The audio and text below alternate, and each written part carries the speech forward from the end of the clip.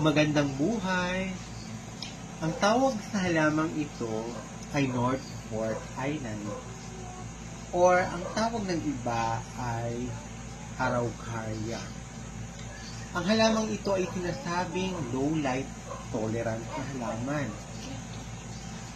So, posibleng pag maliit pa lamang ito, maaari natin siyang gawing indoor plant. Sinasabing ito ay tumataas ng 30 hanggang 40 metro. Ano naman ang kagandahan ng pagkakaroon ng halamang ito?